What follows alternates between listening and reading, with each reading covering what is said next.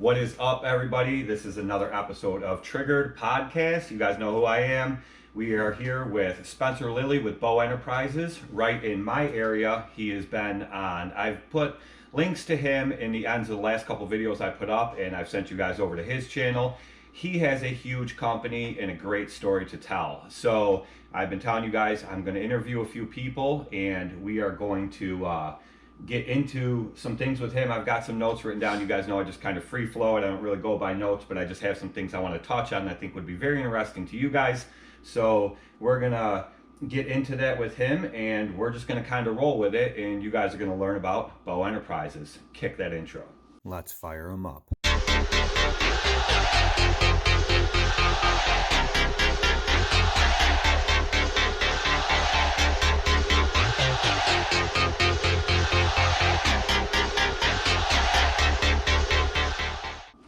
All right, so like I said, this is Spencer Lilly.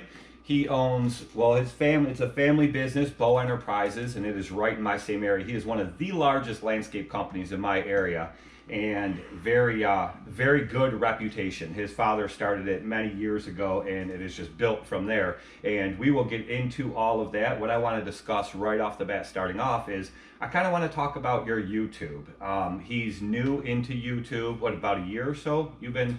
My first video I put up in January 2020, so we're in January now. We're just approaching a year. So he's a couple weeks away from 1 year after my first video was put up.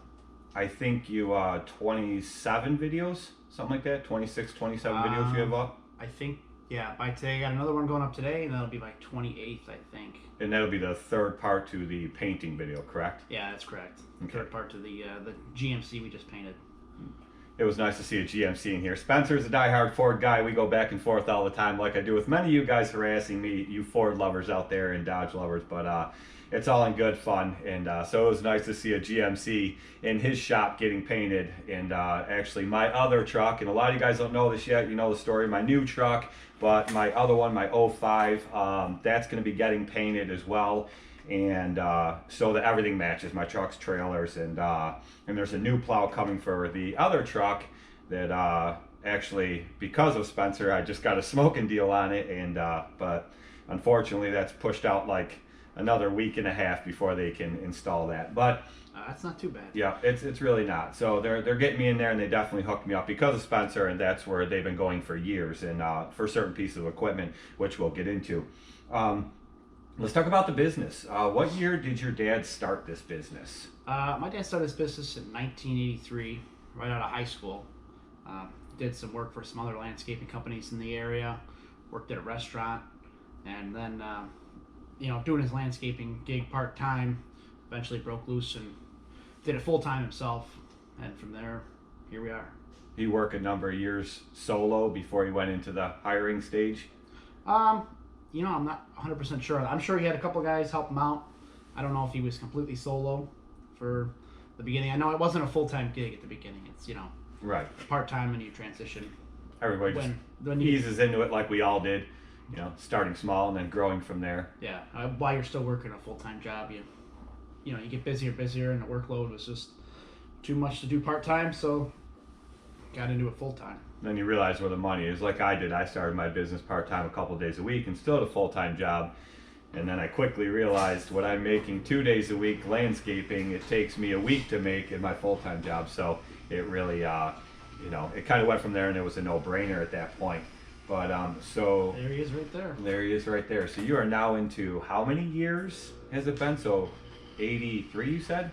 That's correct, yeah. So that's, 37, 38? So that's quite the number of years, and I mean, you guys have been around a long time, which is what in turn has built your reputation of what it is, and the amount of work that you guys handle now on a regular basis. So how many employees do you guys employ now? In the heat of the summer, anywhere from 8 to 12, I'd say. And then, obviously in the lower season, just a few for snow plowing. Okay. And how many mow crews do you send out every day? Just 2. Nothing more than 2 is where I'd like to be. There's the man himself. There's that. What are we on TV? You're gonna be. Oh my gosh! I better I don't like promo seaters. That's the man, the myth, the legend. He's the one that started it all, and that is Spencer's father. But he is the one that started this company from the ground up, and he is the one that's built it into what it is today. And as many of you guys know, it doesn't come easy, nothing but hard work, blood, sweat, and tears, and eventually you build up to what this is. And if you guys have watched Spencer's channel, like I've sent you there, you've seen his videos of his equipment and his shop and the things he did. And acquiring that mass of stuff doesn't come overnight, as many of you guys know. So And that goofy guy in the background talking about greasing the nipple and all sorts of random. He always likes to jump in the videos and, I don't know, do a little dance in front of the camera. he likes to roll by, but I got lucky. I actually caught him on camera the other day. If you guys watched that video and you saw me put that little banner across the top with an arrow pointing to that guy's head and it said troublemaker, that was that guy right there. So he was the one in the video. But so you guys have built up to, I mean, you have 2 mow crews that go out every day, and how many guys do you send out landscaping? I'm sure it depends on the size of the job, but So 8 to 12 guys in the summer, at least 4 of them I'd say are mowing crew, and then the rest of them are landscaping guys, which we're very flexible within that. Our trucks, we'll talk about that. My trucks are all set up that they can go out and do any job like that. They've already got the tools on it. So I mean, I could have 5 landscaping crews out one day, and the next day we'll all be together on the same job, or we'll be in 2 crews. We're very flexible in that way. So how many guys are landscaping?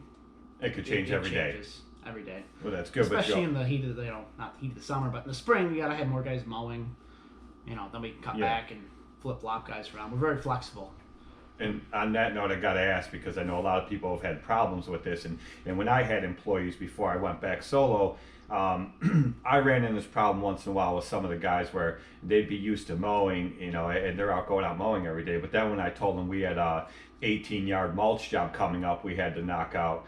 Some of those guys weren't very happy about that. They went from, used to be mowing all day, and now they actually have to do labor. Not that mowing by any means isn't labor. I mean, it's very taxing on your body, especially in the heat of the summer. But a lot of guys go from mowing into landscaping. That's a whole different world. So, I mean, do you experience those problems when you got to pull a guy from mowing, tell him he's landscaping for the day? Actually, a lot of my guys would rather be landscaping than mowing. Really? I have a couple that would much rather be mowing, and those guys are our main mowers. So I got 4 guys mowing. The guy that doesn't want to landscape seems to kind of just stay with the mowing. In the summertime when it gets dry, we still got to send guys out mowing. Mm-hmm. So he'll stick with it, and he gets it. At least there's one guy that can come to my mind that I can think of at least this year. He gets it. There's no mowing to be done. Starting off in the spring, we start in March, middle of March, we start working, as long as the ground's not frozen, and we'll work all the way up until December. Well, obviously we're not cutting grass for all that, and he knows that. So I'm like, well, just, keep your head in it. It's coming. We're starting in March. The grass is going to grow soon. We'll get you back over there. It is what it is. Right. That's the job that has to be done. We're inviting you to come work with us because we like who you are. You're a good guy. It might not be exactly what you want to do, but it's a job. And there's some people that have just got up and left because they don't want to do the kind of work that we're doing. But I've had guys work for me the first day, and it would be lunchtime. We'd be on a landscaping job, and everybody kind of go and get something they want for lunch if it was a big job. And in this one case, it was a bigger job, and this one guy said he had to go home for lunch. He had to take care of something at home. And I said, all right, we'll meet back here. I gave everybody an hour, and that guy simply never came back, and I never heard from him again till about 2 weeks after that. He called me up and wanted to get paid, and we started at 7:30 that morning, and we left it was before noon. I think we left like 11:30 for lunch, and so that was all he worked. But he waited 2 weeks to call me and wanted to get paid. So I definitely know what that's like. Not that I've ever hired or had employees on the capacity that you have. At my peak, I had 3 full-time guys and 2 part-time guys, And that was enough. And I definitely had my share of really good guys. They were just great all around guys. That even the ones that didn't have a clue what they were doing, I'd rather take a guy that had no idea what he was doing, but had the motivation and the ambition to work and showed up on time every day, versus the guy that worked for 2 other companies and then came to me and wanted to tell me how things should be done. Yeah, I totally agree with that. We have that kind of thing that goes on here too, as well. You don't, and even when we put out job ads, you don't have to have experience in landscaping to work with us. Right. Have the ambition, show up on time, show up early. We'll provide you the training. Oh, absolutely. And this isn't rocket science. Landscaping. Right. We'll show you what to do.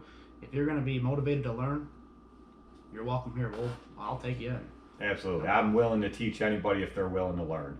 But like you said, that's motivation. I mean, I was raised to, if you start at 8 o'clock and you show up at 8 o'clock, you're late. But if you show up at 7:45, you're on time. And I mean, that's just how I was raised. So, I'll give a little leeway here and there, but, a common problem, and you just have to go.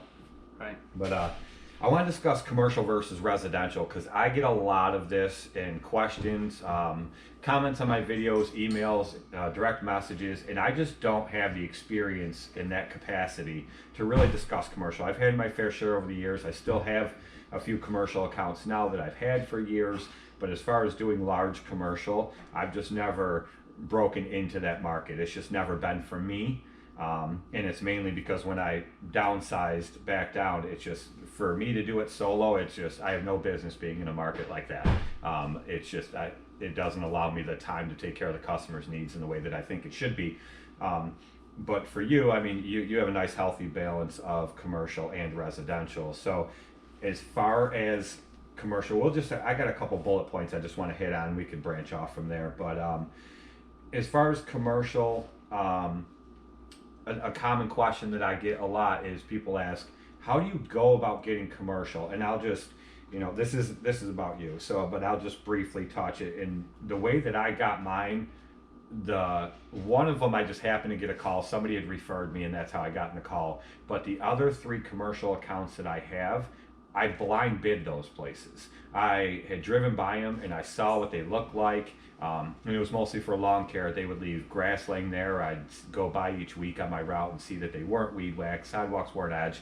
And I just sent them a blind bid, and it pretty much was just to the extent of, to not go into too much detail, it was pretty much the extent of, I drive by your property every week and I see how it looks, and I just feel that I could do a better job and meet your needs on a higher level than the service you're currently getting. If you're willing to, I don't know how I put it, if you're willing to, look at my bid, I would be happy to submit a bid for a lawn service for the following season. And I got calls back, and I gave a bid, and I walked the property with them and told them exactly what I didn't think was sufficient and what I would do to fix that problem, so that they had a better looking property after I left. In my opinion, if you're paying for a service, it should look like you're paying for a service. So, and that's how I got them. But you do a much larger scale. So when it comes to commercial stuff, I mean, this many years in business, a lot of it's referral for you guys. I get that. But if you were just a new commercial one that you were trying to pick up, how would you go about getting into that? Obviously, our trucks are all logoed up. A lot of stuff we can pick up just by, here's our truck on the ground. Oh, the guy across the street wants it. We picked up another one this year just because of that. For that, yeah, turn that fan off. That's it. I was picking the fan up in the microphone. I was trying to turn the gain down on the mic so it didn't pick it up as much, but it's still going to grab it. Gotcha. Obviously, our trucks are all logoed up, so they see us on one property. We're doing a good job. We're in and out. The thing with commercials, not all of them are looking to pay for a professional, perfect service. Some of them are budget. They want their grass cut. Either way, the commercial account wants their grass cut, or needs their grass cut, unlike a residential. So how do we get that? Cold calls is one thing that we've done and kind of got started. I don't think anybody's ever going to tell you, no, I don't want you to give me a price. I mean, that's not going to hurt. That's not going to hurt them if they get a price from you on it. Obviously, this isn't my strongest topic to talk about, but doing a good job, and reputation is what, You do a good job, they're going to tell 10 people. You do a bad job, they're going to tell 100 people. Yep, Everybody's every time. heard that before, and that is more true than anything, I think. Cold call, like even mailing out flyers. We've done that before, and that's more of a residential thing. We had quite a few calls off that. They weren't really for what we were looking for, but advertising, getting out there. Once you get into the neighborhood, that first one getting into the neighborhood is going to be tough. But once you get in there, it's a little bit easier to start picking up more and more, and kind of picking and choosing what you want eventually when you get there. Right, and I made a video on marketing, I think last year or the year before, and I had expressed to a lot of you guys that one of the biggest things, and I've tried so many things, I've done the EDDM, the every door direct mailers, I've done all different kinds of things, and I've touched on this before, and I actually mention it in every video that pertains to marketing. I've touched on it many times before, and I'm throwing it in here again, and I know it sounds redundant, but I can't express this to you guys enough. Don't ever put flyers, pamphlets, printout things on or in somebody's mailboxes. It's a federal offense. It is illegal. And if you guys don't know how I know that, revert back to that marketing video, and I tell you the whole story about the sheriff and the postmaster showing up at my house. So don't ever do that. Too. Yep. And so, and I learned it the hard way. Besides, it looks very tacky. And you guys will also hear a story if you go back to that marketing video about how I ended up picking up a customer years later that I still have to this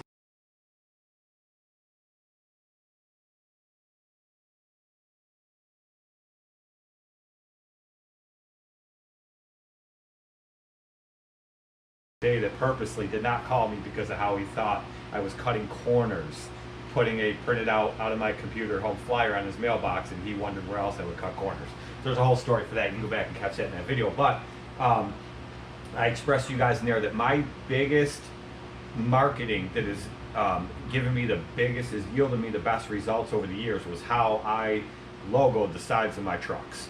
That has just been number one. That has been hands down the best thing for me. And I told you guys in that video, I said, I don't care if you're a small company started off, or if you're a bigger company, or if you've been in business for years, you put that down the side of your truck. Everybody and their brother has nosy neighbors. So when you're working on someone's property and their neighbors look out the window, what's the first thing you want them to see? That name and that phone number and what you do. And if they look out and say, wow, their lawn looks better than my lawn, they're going to remember you, and that's going to go miles for you. And you just heard it from Spencer, who is a far larger company than me, and that's been one of their biggest things too. So that just kind of reiterates what I had said. Logo those trucks. Another thing is these commercial properties. Mm-hmm. Oh, who's here? Oh, this guy again. Is it lunchtime? Not unless you're buying. Oh, there we go. Buddy Dan over here? Yep. Oh my gosh. It's a business. Everybody's These things gonna- happen in and out, and that's what happens.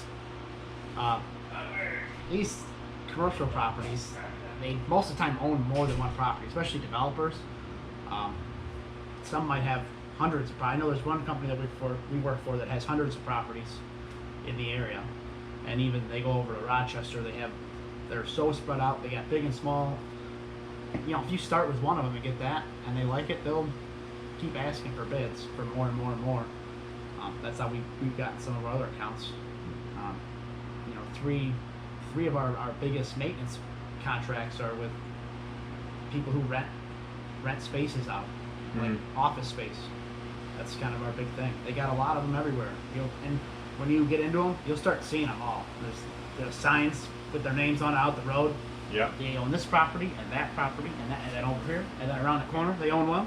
Yeah. And they're all the same name. And they're always looking to buy up more. If you guys look back, I don't know, 4 or 5 years ago into my earlier videos, that's when I was, and I hate to say this in front of Spencer, although I'm sure he knows, but that was when I was plowing with my restored custom 86 F-150.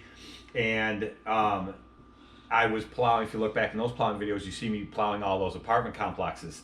And I got in with this property management company, which I know if you guys know me and you follow me long enough, I will always tell you to stay away from property management companies. But I started in with one of them, and they were a real good company, and they I started plowing the first set of apartment complexes, and then they called me up halfway through the winter and said, "We just bought 2 more that are right down the road," and I picked them up. The following winter, they said, "The next 4 to the left of the last 2 that you plowed last year, we just bought those over the summer. Can you take care of those too?" Before I knew it, I had 9 apartment complexes all the way down that same stretch. One of them was right around the corner, but they're all pretty much right in that same area, and that's how I got them. And then they end up dumping them off years later, and I didn't work for them anymore. I hadn't done anything for them in about a year and a half. And 2 years ago, they called me up and said, "Hey, we bought another building and we remember you. You're still in our records. We love the service you did for us. Would you like that one?" And you guys watch my videos, you see me mow what I refer to as the sleep center. That's how I got that, because they had just bought up that building, and they called me back. So that's how I landed that next one too. But like Spencer said, you get in with one of these development companies or property management company. There are some good ones out there, but you know, like I mentioned before, you got to remember, they go in and they bid that contract for the year for 50,000. They're going to find somebody, a different company, to do each little part of it, and they want to pay you as little as possible. And then at the end, they're going to make you chase them for that money, and they'll try to nitpick and find everything you did. If you guys agreed on 20,000 of it for the year, they'll try to find little things here and there that you didn't do and try to nickel you down. By the time you're done, your 14 grand is what you're getting out of it. But anyway, there are some good ones out there, and that's how I gotten onto that. Try to look for local development companies. You don't want to be dealing with somebody who's in, 2 states away. Right. The people in local are more willing to deal with you, and if you have a problem, they can meet you there to address it. Right, A lot faster than somebody in New Jersey who just owns the property. And that's what I did with that sleep center that I picked up, because this past year he wanted me to do the landscaping.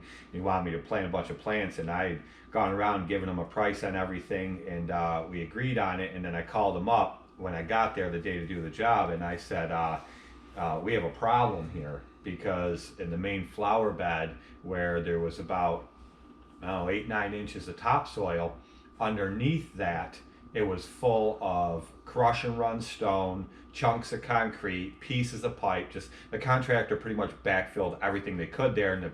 And he said that he had pictures of what the building looked like before he bought it, and there was all these beautiful plants. And then when he bought it, everything in there was dead. So I called him and had him meet me there on site and showed him this is why everything died. And the roof came out too far. When it rained, none of the water got to any of them. There was no irrigation in there, and there just wasn't enough good soil for anything to survive in there. And so I got him out there site with me and gave him my recommendations on how to remedy the whole situation. And I could explain to him versus trying to explain to him over the phone. I could show him what was right there, and we came to an agreement, and I ended up fixing the whole problem for him. But like Spencer said, when they're local, they can do that. You try to explain a situation like that to somebody to do like a soil remedy or soil remediation to take care of things, and some people just don't understand that, especially when they sit behind a desk. But so what would you say the biggest differences are that you have found? I mean, I'm sure there's a million, but the biggest that you have found over the years between commercial versus residential, good or bad? So there's like 2 categories where you could talk about in this. I don't know which one you want to talk about first, whether it's maintenance or construction. Wherever. I guess we'll talk about maintenance first. The properties tend to be a lot bigger, and when you're on them, you kind of have to put yourself, and even when you go to bid them, put yourself in the mind of the property manager and what they're going to look for. Not that I'm saying we should cut corners, but if something gets missed, and that's the biggest thing with employees, because they're bound to miss something, especially when you're not on site. If you miss a little bit of grass over here weed whacking 1 week, it's not the end of the world. Where if on a residential you miss grass, well, the residential's paying for, they're being proactive and putting extra money up front to get the lawn service done, where the commercial is going to be doing it either way. They have to budget for that. So you can have more leeway, I guess, and that helps with the employees on these commercial jobs. Where you're saying that like the commercial aren't as picky. A homeowner is going to come out and nitpick everything because it's their house, but a commercial place, as long as it looks decent for when their customers or whatever come to the property, they're happy. Right, and I don't want to say cut corners, but it's easier to cut corners and get away with things, especially if you had a bad week, with weather and whatnot. And you're rushing to play catch up if you miss a little 1 foot stretch of weed whacking near a a dumpster enclosure, it's not a big deal. But if Yeah. you miss it along somebody's shed at their house, it's going to be, Yeah, you know. I don't know really how to describe. I've been thinking about this for years and how I could describe this or what I could call it, but nothing comes back to making any sense to me on how I can put it into words. They're not as picky would be the one thing, Yeah. but it's just they're not. They're a little more laid back. They're relaxed. As long as you're there and you're doing the service you say you're gonna, they're not looking for perfection. They just want the service they're paying for, and they want it to look presentable. Right. And, obviously you don't blast grass all over the buildings. And Right. especially on a wet day. And that Loaded cars in the parking lot. that helps us. Those kind of accounts help us on our rainy days Mhm. because we can go to, especially like their industrial parks and whatnot. They don't care what their grass looks like.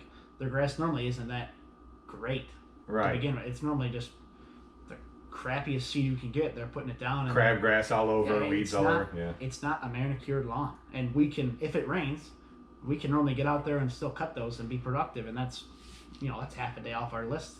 Yeah. If we lose a rain day, at least we're still able to work. I'm still able to bring guys in, send trucks out. It might not be the best looking yard, which it's not the best looking yard. They don't pay for the weeding of the beds and all this other stuff. They want the grass cut. They don't want grass sticking up the side of the building. Right. And I understand that because that's pretty much what I do. I know if I'm gonna have I'm gonna lose a day that week to rain or something. I try to save my commercials because as long as they're cut once a week, they really don't care what day of the week they're on. Whereas that's some of the things I've noticed with the few commercials I have versus residential. The commercials don't care what day of the week they get cut on. They just want it serviced one day a week. And you get the residentials. Everybody wants to be cut on a Friday. It just can't happen. It's just the way it is. But you get those commercials like they don't care. Service it one day a week. So I'll try to save those commercials for a rain day. And usually most of my commercials, just because the way they're built or backfilled or however they put them in, I really don't have laying water issues on my commercials. My commercials, I got one that has a small area, but other than that, my commercials usually drain really well. So I can get out there right after a rain and mow them and not screw them all up, make them all muddy. But I got some, especially older customers. I have some residentials that it can start raining by 10 in the morning, and I show up there at 2:30 even when the sun's been out all day. They're like, "Oh, it just poured all night, or it rained in the morning. Why are you here?" And so I see exactly what you're saying with that. Yeah. And then another big thing is, and this kind of covers into the construction side of it. Mm-hmm. The commercial people don't care when you do the work as much. Like if the commercial person wanted trees put in, and I'm backed up until December, they say, okay, well we can put them in December. It doesn't matter. They're especially when you get into the construction jobs more, not just maintenance work. Mm-hmm. They don't care what. There's a contract that's in place. This job needs to get done on schedule. They don't care when you're putting material on the ground. Where if you went to someone's yard, they're gonna care more. If you're, they might not do the job in December because they're not Buddy, gonna Dan, see you the get your results. sunglasses because we're in Hollywood.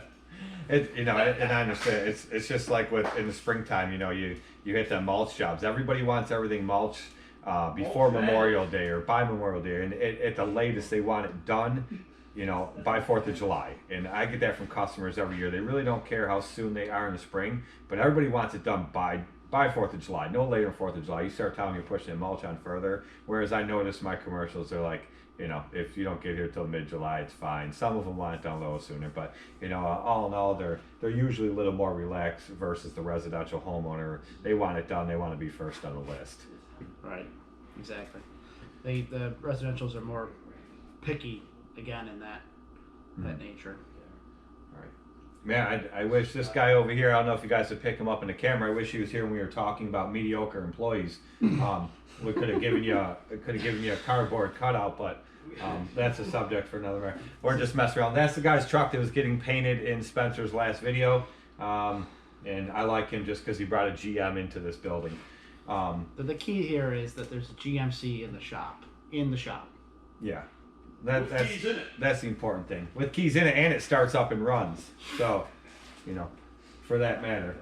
But All right. So what are some issues that you have found as far as doing Commercial commercial? break. I mean, what makes Before we go on to the next segment, we'd like to advertise our refrigerator. That's going to be a giveaway for the first person who watches this video. Right here, free fridge. You just for your gotta beer. you just gotta pay for shipping, and that fridge is free to go. We're And, talking about that at the beginning of this. We'll put it on a pill. Yeah, we were talking in the beginning. Spencer said, we should do a giveaway in that fridge. They're trying to get rid of that fridge and get it out of here.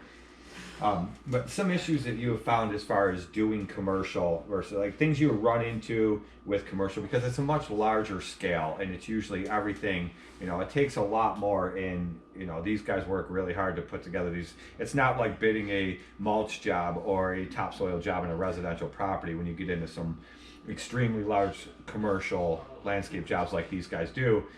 Everything is a lot more detailed. Everything has to be to spec. There's blueprints. There's so much more to it, and you have to follow that. And if you screw it up, and you end up taking a hit, you pretty much have to eat that because that's coming back on you, because you were given everything up front. So, what are some of the bigger issues you have found with doing commercial that people should watch for if they're getting into commercial? I guess it would be the direction to go with that.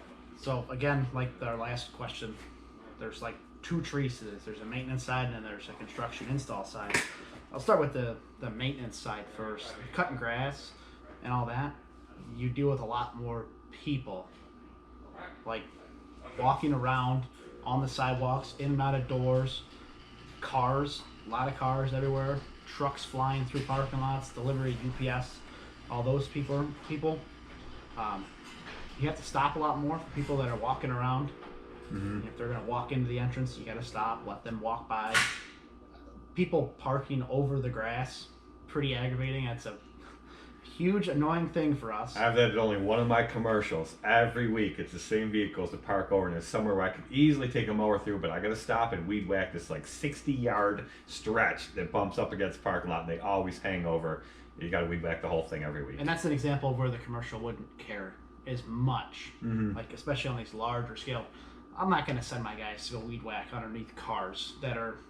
I mean, some of these strips are, I think the road that it's on is, half a mile long. Really? The street that these properties are on, I'm not going to have them go walk and weed whack underneath every car. Right. We're going to be there all day, and then you're going to throw grass on cars. People are going to complain. But dealing with people on the property that aren't even the property manager, people complain about dust. Oh, you really got to do this today? Mm-hmm. Yeah, I have a job to do. We work Monday to Friday, just like you. Right. I mean, we're not coming out here on a Sunday to blow these curbs clean. Right. That's just unrealistic for us. And we don't work on Sunday. Never have worked on Sunday. We do some half days on Saturdays in the springtime to keep up with the demand. Mm-hmm. But we believe that you need one day off a week. Oh, absolutely. All of our guys. So, I mean, it is what it is. People that park their cars there.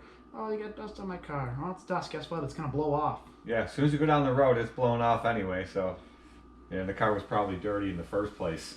Yeah. That's exactly. It was one thing that happened. It had rain. Their car was all dusty. It had rained, and then you could see where the rain hit the car. Mm-hmm. And then they're like, "Well, we got dust. I just got the." And it's always a person who just got their car detailed. Of course. Every time anybody complains, it's always the person who just got their car detailed. And then you got the people who, let's say there's a strip with a picnic table on it, mm-hmm. and it's the last spot you have to mow, or they're standing there, they're eating their lunch, or they're on their phone at the door, and you'll be 10 feet away from them, and they'll just stand there and pretend that you don't exist at all. Right. Like, I got to get this job done, and you're just gonna ignore me. That's a pretty aggravating thing on some of these accounts. Yeah, I have definitely been there. I've seen it. What would you say the benefits of commercial versus residential? And like I explained at the beginning, you have a healthy supply of balance there with your commercial versus residential. But and I know this is going to fall right back to that pyramid scheme where it goes off in multi directions. And but we'll cover both. But let's touch first on what would you say the benefits of just maintenance, just lawn maintenance, mowing, over if there were benefit. I know each side, commercial has its plus sides and residential has its plus sides, and sometimes I would rather just go hit my residential, sometimes commercial. But what would you say benefits would be to mowing commercial over residential? Well, the main thing I think everybody thinks of first is obviously there's more money in commercial than there is in residential. The properties tend to be a lot bigger. They're budgeting for this amount of money to spend on property maintenance, and they're looking for, the quality, okay quality service Versus perfect quality. Yeah, exactly. So, we're talking about issues or benefits. Yeah, benefits. Yeah. So like we talked about in our last segment, they're less picky, which works well with us because we have employees that are similar minded. If I show up and I'm doing the job, I'm going to be, whizzing around trying to make sure I get everything, where somebody else, one of my other 4 guys or whoever, is going to be less picky. Their attention to detail might not be as... What's for them, what's good enough. Yeah. And we have that problem today still with our employees that we're kicking them in the ass, like, let's go, like, we're spending too much time on this kind of stuff. And they don't understand. Yeah. They still don't understand that, listen, this is a commercial property. We need to be moving in order to make money. It's not the bed edges, we edge the beds. They don't need to be perfect, straight up and down 90s, crisp and clean. They don't care about this kind of stuff. Right. Somebody's house, if you spend an extra couple minutes, it's not a big deal. Like a residential house, a small residential house takes you 25 minutes. If you spend an extra 3 minutes weed whacking, trim edging things and getting things perfect, we're not losing a lot. You take that 25-minute block that's now 27 minutes, and you times that by the whole day. Right. 3 minutes on this one, 3 minutes on this one. Or whatever. I mean, the residential property is obviously very small, but like, if you were to take this residential property and times it by 100, and you spend 3 extra minutes at every residential or every commercial that's the same same size, those 3 minutes add up. Yeah. And it's something that they're not even going to notice. Nobody's ever going to see. Right. You got to keep your people moving in order on these residentials. I had a kid that worked for me, and he had OCD really bad.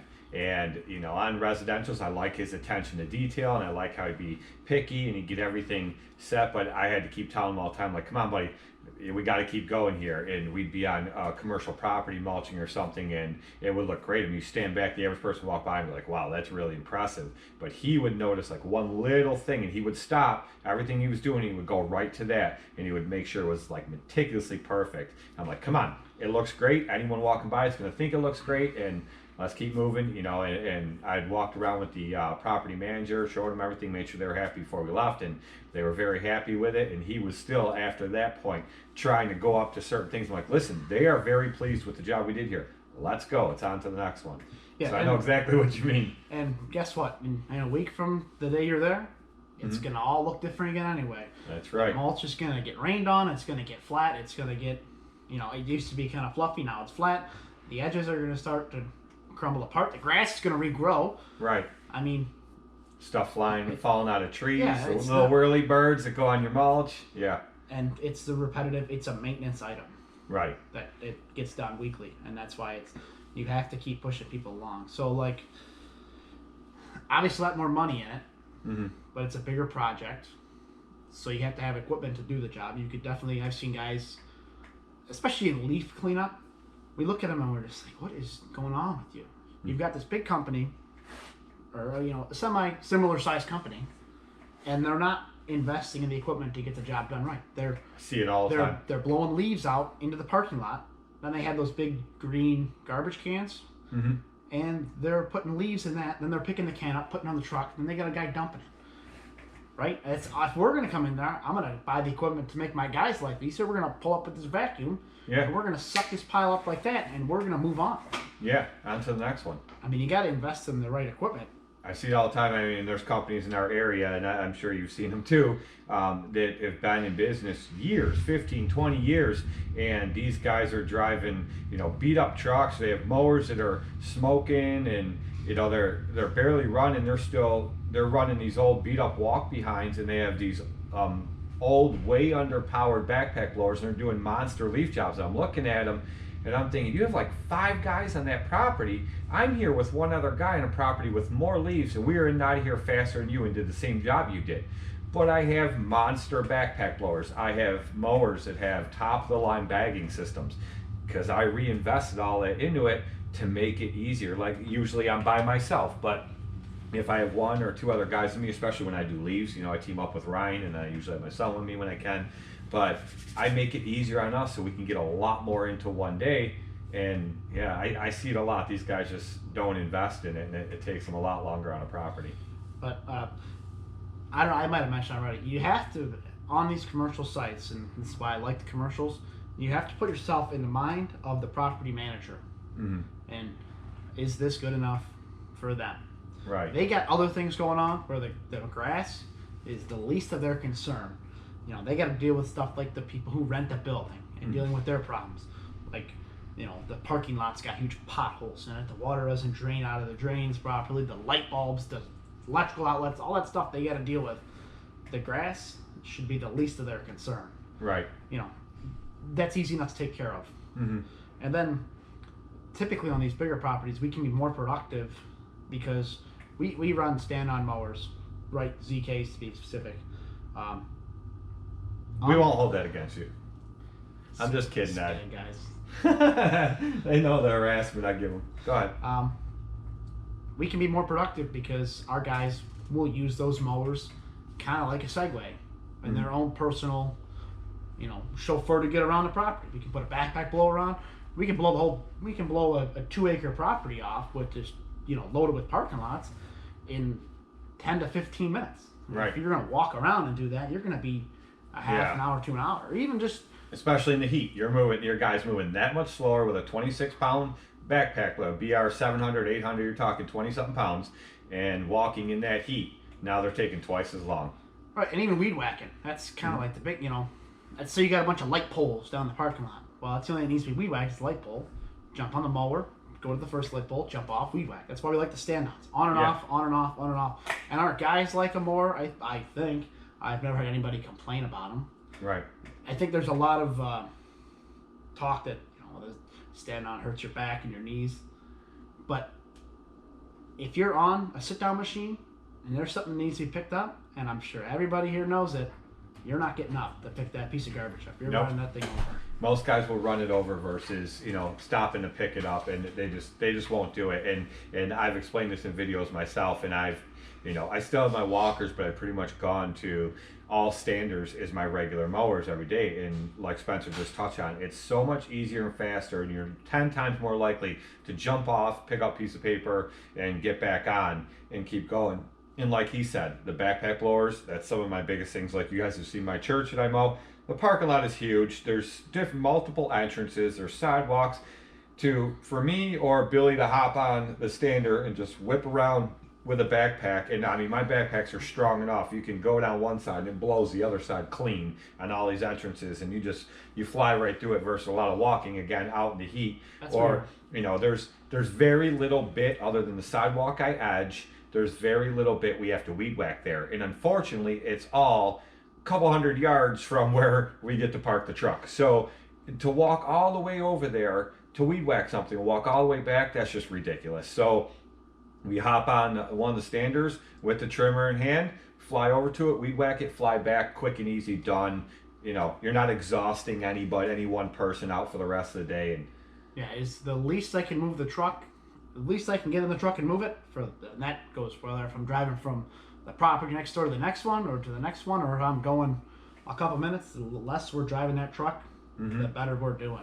Sometimes we'll park on one site and we'll service 2 from one stop. That's perfect. Yep, absolutely. And even if it's the same company that we're working for. And all these commercials, we bid them per building. And, you kind of deduct for taking 9 together. Yeah, take 9 together and give them a little bit of a discount. If you're working with the same person. Right. If it's a different company next door, you don't want to do that. I don't know if you talked about it. We talked about it the other day, though. Yeah, taking 2 lawns next to each other, and they're the only 2 in that area, so you give the second one a discount, and then you end up losing the first one. Now you're doing the second one for a discounted rate, and you don't have another one right there. Right, and I've learned the hard way. The repetitive one. I mean, you talk about doing 9 on one street, nine houses in one stop. That's icing on the cake for us. Yeah. Don't adjust your prices for that kind of stuff where the neighbor called and the next neighbor and the next neighbor. Yeah. Each property is their own price. And that's nice, especially when I was running the dually. That thing gets 9 miles a gallon, whether you're pulling a trailer or not. It's just straight 9 miles a gallon. So when I park in one spot and did 9 houses in a row, I mean, that's where you want it. That's your route density, and that's where you're making the most money. The less you have to move the truck. Exactly. So, utilize those mowers. I mean, they're going to sit there and not be used. And typically, especially with blown off, the slowest part of blowing off is the walking. Yeah. That blower, as long as it's not wet, if it's dry, that blower can keep up with you running that mower at full speed down, and you're zipping through parking lots. But you got to deal with cars. That's the biggest thing. Cars, people, especially now with the whole COVID thing, people are waiting outside to get in entrances to doctor's offices and stuff. They got to line up. That's aggravating. And some of these properties, especially in the springtime, but like I talked about, we work on Saturdays. We'll service some of these commercial properties on Saturdays. Yeah. Because there's less people. There's less people. And we're way more productive with less people there. So make sure you account for that in your bidding. That if you're going to be there on a weekday, there's going to be more cars, and it's going to slow you down versus if you came in there on a Saturday. And don't give them your Saturday price. Give them your Monday to Friday price, because that's when you're going to be doing the work, and that's when the parking lots are going to be full. And even leaf cleanup, we've done the same thing. This year was different because there was no cars in the parking lots anyway, because everybody was at home for COVID reasons. We were able to get on there a weekday, but in the last 5 years, I can guarantee that I'm working on a Saturday because we're coming in and we're going to blow everything out in the parking lot, and it's going to be more difficult to do that with cars there. You got to count, and that's for you. That's your overtime too. Yeah, absolutely, and I agree with that. Because of COVID this year, I have one commercial property. I always have to park 1 block away in the city because their parking lot is so jam-packed all the time. And that's the one that I was talking about, where they always park with the front or back of their car hanging over the grass. But that is that's a property that was really nice this year because I was able to park right in the parking lot the whole season this year, and it was just phenomenal. I could park right in there and mowers right off and go to town. But since you brought that up, that's one thing I want to touch on. And you guys that don't do commercial properties that are going to get into that, one thing you always need to watch for, especially if you're riding a mower around blowing off the parking lot, cars. You might as well be. It's the old saying about being on a motorcycle. 90% of motorcycle accidents aren't because of the guy on the bike. It's because of the people in vehicles not looking for a motorcycle. When they pull out, they're looking for a car. They just don't see you. And I can't tell you how many times on commercial properties I've almost been hit by somebody flying into or out of a parking lot. They just don't look for somebody. I mean, think about it realistically. Do you normally see mowers flying around your doctor's parking lot? It's just not a common thing. They don't look, and I can't tell you how many times I've almost been hit. You need to be watching for cars because they're not going to watch for you. Exactly. Because it's not very common. How many, I mean, like Randy said, how many times do you go to your own doctor and you see that somebody's mowing the lawn? Right. Never. Yeah. It's just not something it's not a repetitive thing. And that's the other thing is when people complain about, not customers of ours that complain about us where we park or something. I'm here for 25 minutes, 1 day a week. I mean, get over it. There's got to be some sort of, I can't help you. You can't. I got it right in the village of Lewiston on River Road. I have these 2 properties. These big properties are side by side, and because of where they are on my route, I'm always heading in one direction because my next few are right up the right up the road. But I come from this way because that's where the last couple are. So I park on the shoulder of the road, and the guy that lives on that side always comes out. Well, he always used to. He didn't give me any problems this year. It's the first year he hasn't. But he'd always come out and say, "Why do you park here in front of my house?" And he's like, "Park over there on their side. That's where you're mowing."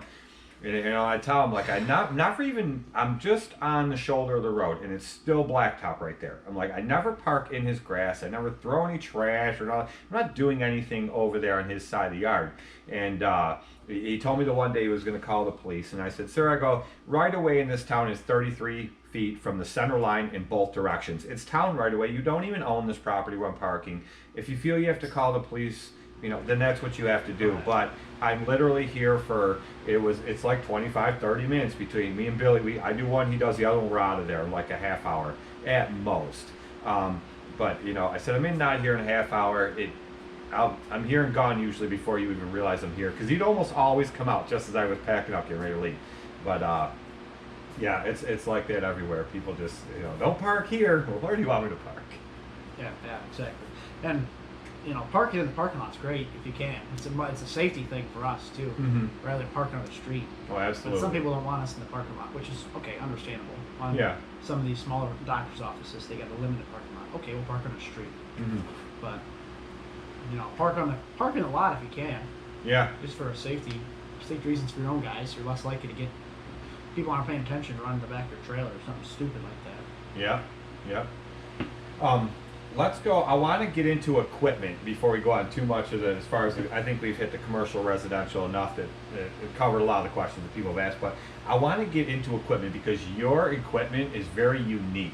I've seen a few other guys post pictures on like Instagram or I think maybe in the past 5-6 years I've seen maybe one company on YouTube that showed one truck like this, but it's not something I really ever see. And I'm sure there's a lot more out there about it that I just haven't seen. But you guys have something called the Switch and Go system, and it's on almost all your trucks, correct? Well, a good portion of them. Half for Switch and Go, and the other half, close to half, are hook lifts.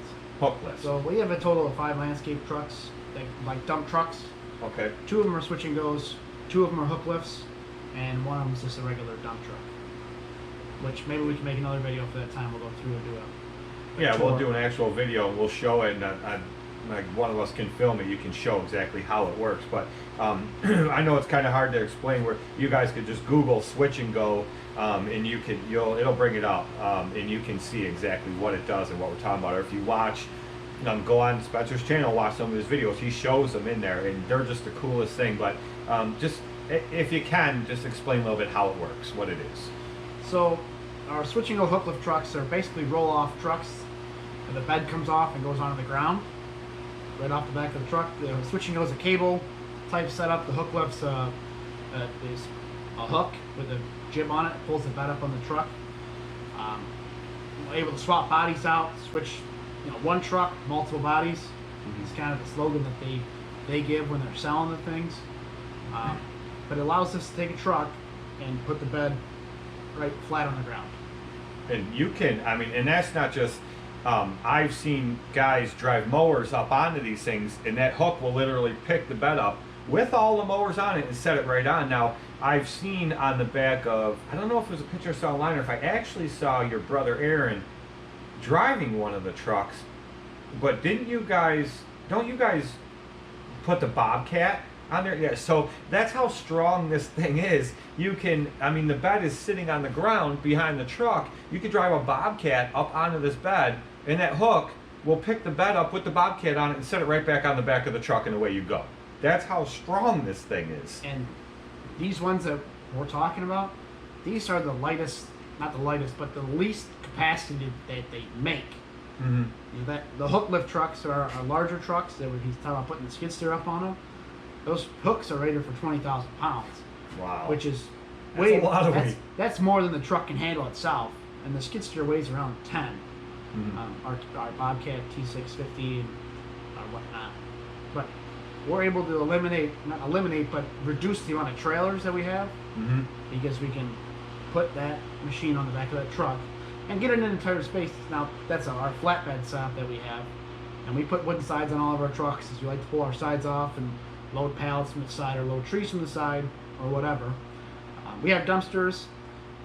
We have a leaf dumpster we made up, so we can transition to leaf cleanup pretty quickly. And it leaves on the hook system too? The dumpster is, and then the vacuum just hooks up as a tow behind unit. Right. And then two of our biggest things that I like is we actually have a hydro seeder mounted to one of the flatbeds, so I can have a dump truck and switch that dump truck to a hydro seeder in minutes. And it's on the truck. I'm not backing up a trailer into a driveway. It's it's easier to get that hydro seeder into a tighter spot than if it was on a trailer. Absolutely. I've seen that set up with you guys, and I want to, and because of what he meant about, or when he was talking about the dumpster on there that he uses for leaves and then pulling the leaf loader behind, that piece of equipment, and then there's another piece of equipment that we're going to talk about in a minute that also pertains to leaf cleanup. But I want you guys to, after you're done watching this, of course, I want you guys to go to Spencer's channel. It's Beau Enterprises is the name of the channel. I've put many links to it. There will also be a link at the end of this video to go to it. But there is, let me find this video here real quick. There is going to be, there's a specific one that I wanted here. There's one here. It's going to be 1, 2, 3. It's going to be the 4th video down on his playlist. And it's called Fall Leaf Cleanup. Go to that video on his channel and you will see exactly what he's talking about with the dumpster they use for leaves, the pole behind vac that they use, and then the next piece of equipment that we're going to talk about here in a couple minutes. But you will see that in how he has it all set up and how unique it is and how it all really works to their advantage. Before we go on, talking about this switch and go thing, Mm-hmm. another thing that we just moved into this year, it was time for us to upgrade our salt spreader. So You did a video on that, correct? The new one? yes, that was Okay. we bought a Pro 3000 Buyers salt spreader. That was new for this year. They just came out with it. I think I was the first video on YouTube talking about some of the changes they did. 3-yard hopper. Our previous one we had on the back of a Chevy flatbed that was stationary on the truck. What kind of flatbed was that again? Not a very reliable truck. I can tell you that. I can't believe I was delayed in catching that actually, but all right, go ahead. I'm kind of far ahead of myself, but that flatbed stays on the truck all year long, right? Mm-hmm. So that flatbed is nasty, covered salt, rusts away, and it sits on that frame all year long. A couple years ago, we had bought in our first switch and go, our first F550 we've ever had. We just kind of moved in that. We were ahead of Zuzu's. We bought the switch and go with the truck. It had a dump box that came with it, with like the bulkhead you couldn't see through. It was full steel. It was like driving a box truck when you're plowing. All you can use is your mirrors to see out of it. It was very. I actually hit something with it backing up because I just couldn't see. I thought your brother was the only one that runs into things. No, okay, I had a good reason. Okay, he hit a mailbox. I don't know if he's gonna watch this. He ran over a mailbox a couple weeks ago in the skid steer that has a backup camera, backed right over it. I don't know. So after I backed into a post and did some damage to at our own shop, luckily, so it wasn't the end of the world. We decided we're gonna build a snow plowing bed for this truck because the beds are interchangeable, so it's easy to do these things. So that was back in 2015, 2016 era, probably. Probably 2016 because we used it for a year. We built a flatbed for snow plowing that had no bulkhead, just the frame rails for pulling the bed up there, and that was it. It had a bulkhead that was like 14 inches high, just so something. If we put a snow shovel in the back of it, it's not going to fly out. Right. It was time to buy a new salter, and our Chevy's getting kind of old and rusty, and that's something I think we need to flip here soon because it's getting old. But we decided let's put this new salter right on this flatbed because we previously had put a couple scoops of sand in the back of it just for weight reasons to keep sliding around. So now we put the salter on there, and the salter's going to stay on the bed all year long.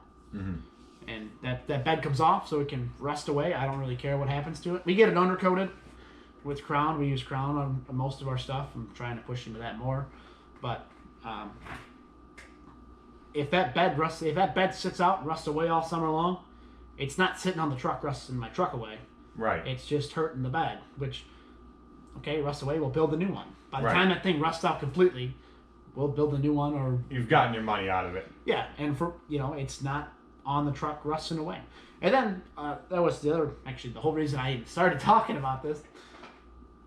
Here in, we're in the Buffalo area, we might get a pop-up storm in November that technically is our contract to plow, but we're not ready for it because we're still landscaping. We're still doing fall cleanup.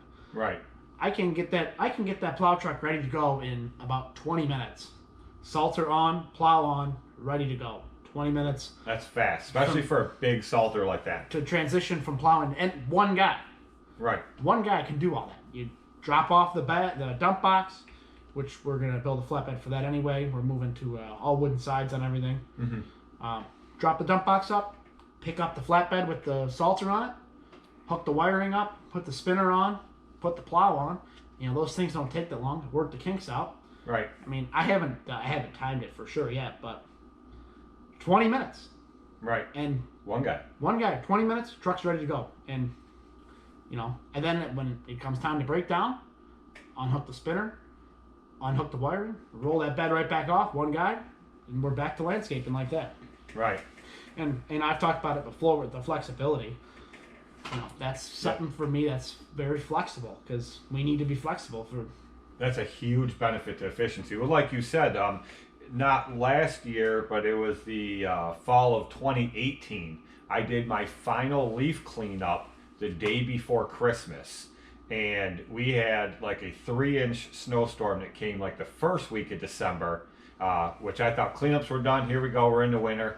Went out plowing, did that storm, and it melted within 3-4 days. I was right back to doing leaves, and I did leaves all the way up to Christmas. And then it got cold. We got a couple light snowstorms the first couple weeks of January. The third week of January, I was down on the river, the Lower Niagara River, doing leaf cleanups again. People call me and say, I called my guy, he said his stuff's away for the winter. And of course, I'm like, well, so is mine, but for the right price, I'll pull it back out. I don't care. I can't plow snow anyway. It was like 40 degrees out. And in our, you guys out west and down south would probably be, shivering with 3 coats on, but for us, that's not cold. So I was right back out doing cleanups again, and then we got snow again after that. So living in our area, and I'm sure it's the same in a lot of areas, you need to be able to transition quick and for maximum efficiency, especially if you're a lot bigger company like what Spencer has here. And so this hook and the switch and go system, like he just explained how quick he can go from leaves to right into salting and plowing snow. And meet the customer's needs ultimately, and take care of that customer. That's huge. That's huge to be able to do that. I'm sure some guys will say, well, I can do that too. Yeah, but you got to go and then jump into another truck and hope your salter and plow are on that, and then go. He can do this all in the same truck and not lose that other truck that he has other guys using at that time, or whatever the case may be. And like you said, that salter is on a bed that can come on and off the truck. If that truck goes down, he'd just pull up to it with another truck and pick the bed up. He doesn't have to get a forklift or whatever, take that, pick the salter up, attach it to a new bed. He just pulls up to it with another truck and grabs it with that truck. It's genius if you think about it. If I had a larger company and I was doing stuff on that scale, it would definitely be the route that I would go. But there's so many bodies out there for those trucks. I've seen them when I first saw you guys had them. You could buy a leaf vacuum body for them, yeah. A chipper box, a storage box. There's so many things that you can do. When I first saw you guys had them, I Googled them, and I just thought it was something that you guys got, and they were all just flatbeds, and that was it. And you guys just got them for each truck, and I started looking them up. I'm like, oh my goodness, there's everything for these things. It's a genius idea. And then on top, like spring cleanups. Mm-hmm. Any of our work, our wooden side, our tailgate comes off. It's just like a 2x8 or 2x10 that's on there. That flips into our ramp for right. wheelbarrows. You could fill a wheelbarrow full of dirt mm-hmm. and push it into the back of the truck. What is this guy doing? We were just talking about you. We were just talking about you. This is the other brother. Like I mentioned to you guys, there's the brothers, and he's the one that takes care of all the bidding and all the technical stuff. Spencer's more the equipment guy. Aaron, do I have that right? Yeah. Aaron takes care of the bidding and the business aspect of it. But I was going on to something from there. We were talking about the equipment, and I lost track because Aaron filling a wheelbarrow up with dirt Aaron threw me off. Wheeling it into the bed of the switch and go the truck on the ground, rather than you see some guys wheeling up in the back of a dump truck, or dump trailer's a little bit better, but not the best. Right, like you wouldn't with mine. I would have to put something on it because it has the equipment ramps. But try wheeling a wheelbarrow up those ramps, especially full of Topsoil. That's And we've done it. Concrete, stone. You're doing pavers, ripping pavers out. Even Yeah. loading up a slab of concrete within a machine. Mhm. It's a lot easier, especially an excavator where you want to set it down where you want it. It's a lot easier with the bed right on the ground. And then we can transport our own equipment right on the back of the truck. Send one guy out with a machine. Put a machine on the back of that hook lift truck. Send him out. He can go do the job. Load the truck up with dirt. Empty the truck. Bring it back. right. You know, that's a one-man operation right And there. that was like I was explaining in the beginning of it, to where I've seen like these guys can just set the bed right on the ground and drive a bobcat up on there, pick the bed up, set it right on the truck, and go. And they're not pulling around the trailer. They're not going through all that extra just to get a piece of equipment to a job site. And then they can set the piece of equipment down at the job site and then run back and get topsoil, stone, whatever they need, all with the same truck. So Yeah, we got 8 pieces of heavy equipment, one trailer, to Yeah. all of them around. So you don't need it when you these- can put most of it right on the Those truck. hook lift trucks are, those are a big deal for us. Right. Another piece of equipment I wanted to go into, and some people have seen it on your videos, and they've asked me about. They're like, "Is he crazy running that thing?" And I just simply commented back, "He is crazy, but for different reasons." But I thought the same thing. And when I had first seen it, I actually had driven by a job that they were doing, and I saw it, and I texted him right away, and I was like. I can't remember what I had said to you. I think I said you and your brother shouldn't be drinking on the job or something like that. And he's like, "What are you talking about?" And I said, "You're running a tracked machine in the fall on a yard." And he said, "Come and look at it then." And it doesn't leave a mark, but I referred back to that video. Like I said, go in Spencer's playlist, and it's the 4th video down. It's leaf cleanup, and you'll see what I mean. But they use a tracked bobcat. And it's what, the MT85? Yeah, It is? the Okay. mini track loader MT85. Yeah, and they built a custom leaf plow on the front of this thing. And just like, you guys have seen the leaf plows at other companies. JRCO makes one, and there's, I think Pile Driver is the other company that makes one. But yeah, what was that? I know there's another. That's the name of it. What's that other one? those are the only 2 I've seen. Corey Ballard pushes that Pile Driver one. Oh, there's another one. And then I there's can't remember what it was. It's the big. JRCO. There's one more, and I can't remember what brand it was. It might have been Drive. I don't remember. I know there's definitely another one out The there. pile driver one is the one with the rubber flap on the bottom, and the JRCO has the tines. And they bend all the time because Ryan has one, and they're constantly bending up. We stopped using it. I use the mowers now to push the leaves. I get them windrows, and I just push them, and I never have a problem with it. But it's huge for you guys because of the scale of leaf cleanup that you guys do. But like I said, go in that video, and you'll see, along with what I said earlier about the trailer with the dump on the back that they use for leaves, and the leaf loader that they pull behind. You'll see all of this in that same video, so definitely go and check it out. But explain your idea behind this, when you come up with the idea that this was how you were going to do leaves, because I'm sure you initially thought the same thing that I did and everybody else thought was, I'm not sure if this thing isn't gonna wreck yards. But you think about it, we run, Ryan Skag Tiger Cat that I sold him with the clamshell bagger on the back. That mower's like 1,200 pounds. Ryan, he's a big boy. He's 3 bills himself. So, that's a lot of weight for a machine on a soft yard already. So you're really, I don't know what the MT85 is, but I know that I had to rent a Toro Dingo, which is similar, one time, and they asked me what trailer I was picking up with, and they said that Toro Dingo weighed 1,800 pounds. So I guess you're really not that far off using a big zero turn with a clamshell bagger, and even at that, you're 4 tires, whereas his machine is tracks, and they're wider tracks, so you're transferring that weight over a larger area versus just some tires. So I guess that would be why it doesn't really destroy a yard. I'm trying to find the specs for this thing. It's all in a different. It's not in pounds. The MT85 weighs about 3,000 pounds, 3,300 pounds. Is it that heavy? Yeah, it is. But and I don't know what the mowers are. I think it's like 4 psi on the ground. I don't know what the mowers are. But that 3,000 pounds is spread across a 9-inch track wide. That's got to be at least 30-something inches, maybe longer, probably longer. Yeah. Probably getting into 40-something inches long. I don't know for sure. But it spreads the weight across that machine a lot more. So he talked about the JR CO plow. Yeah. We used those for years. Probably had bought 4 of them, and they always fell apart and broke. My guys were beating up on them and just destroying these things, left and right. I mean, you hit one thing and out the frame's twisted up, and it's Yeah, they're just aluminum. they're very expensive for what they are. Dude, they're like $600-700. Yep. And they would not last very long. And we were putting them on the front of lawnmowers. Well, Yeah. lawnmowers aren't designed to push like the piles that we were pushing. I mean, it was probably some of our own fault.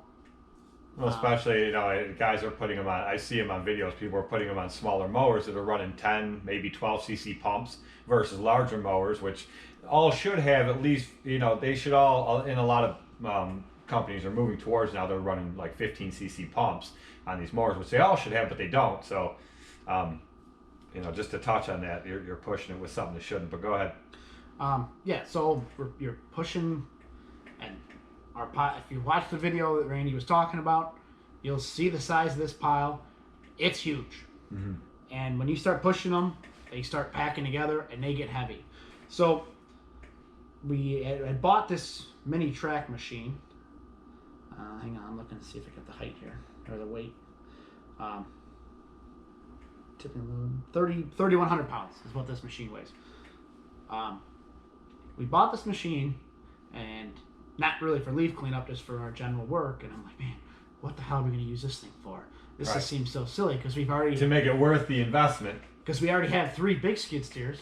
What are we going to use this thing for? And we use it all the time. It's like 4 years old, and it's got almost 700 hours on it. Really? It's just Yeah. You're using it. We're using it. So what I discovered with these mowers is that I broke 3 frames on mower frames. Really? Broke 3 mower frames, snapped the whole front Y off of 2 of them, and it was just a problem over and over and over again.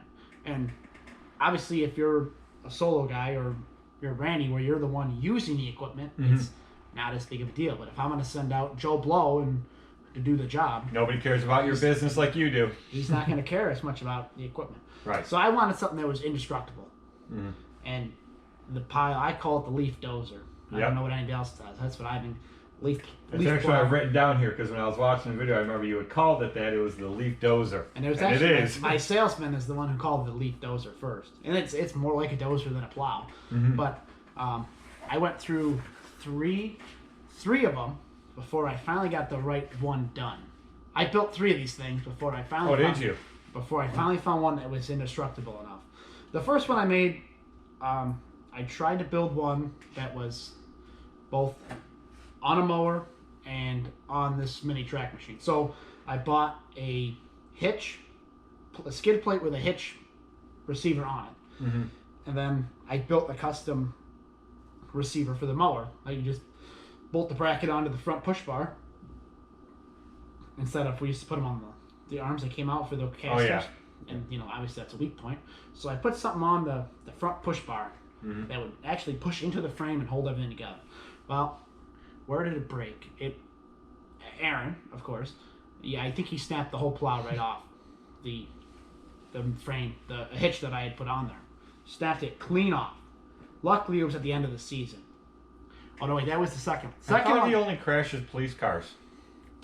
The brother you met is also a police officer. Besides working in the family business, we like to harass him. That was the second one. They snapped the frame off. The first one was on the front of a mower, and it didn't really have much flexibility. If you hit a little bump up in it, it wouldn't really move much. And it had wheels on it. One day it came back, and both sides both wings were completely twisted up. And What did they hit? they don't know. They didn't even know it was damaged. Oh, The boy. whole thing was mangled up. Oh, there he is right there. We're talking about him again. Yeah, we were just talking about him again. Keep breaking. Am I breaking stuff? Yeah, All yeah, right. every time. Backing over mailboxes and breaking the leaf plow. Mailbox. Drove by that the other day. It's in good shape. Standing vertical. I don't know what happened. Nothing, apparently. So then my next one, I started from semi-scratch. I had an old back rack that we'd made laying around.